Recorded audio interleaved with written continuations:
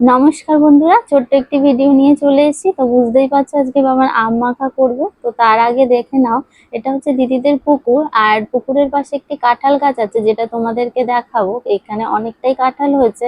আমি যদিও এঁচড় খেতে ভালোবাসি, তবে কাঁঠাল কিন্তু একদমই পছন্দ করি না। তোমরা যারা যারা পছন্দ করো অবশ্যই কমেন্ট করে জানিও। আমরা গরমের ছুটিতে এসেছি, তবে অনেকটাই লেট করে ফেলেছি বলে আসতে গাছের আম প্রায় শেষ, কিছুটা আমাদের জন্য বাঁচিয়ে রেখেছে। তবে এটা কিন্তু বেশিটাই বাবানের কাজে লেগে যাবে, কারণ আগের দিনকারে জামাইবাবু ওকে আম মাখা করে খাইছিল বলে ও আজকে নিজেই আম মাখবে, যেভাবে মেখেছিল সেভাবেই। তবে দেখা যাক বাবান কিভাবে আম মাখা করে। তো তার আগে দেখে নাও, এটা হচ্ছে কি দিদিদের জমি যেখানে সবজি চাষ করে।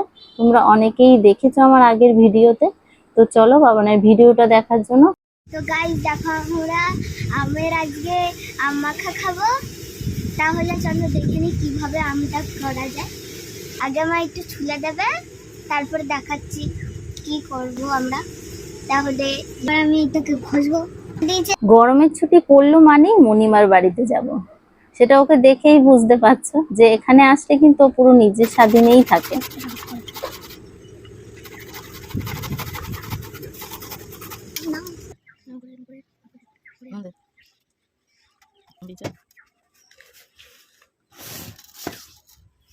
একটু চিনি দে, বুড়ো লঙ্কা দে, কাঁচা বুড়ো লঙ্কা দিয়ে মাছ আমার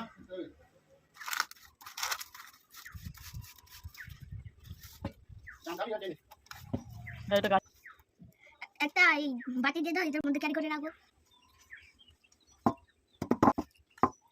শেষে মনে পড়ে গেল, সত্যিই তো শুকনো লঙ্কাটাই তো দিইনি, আবার শুকনো লঙ্কাটাও এর মধ্যে অ্যাড করে দেবে।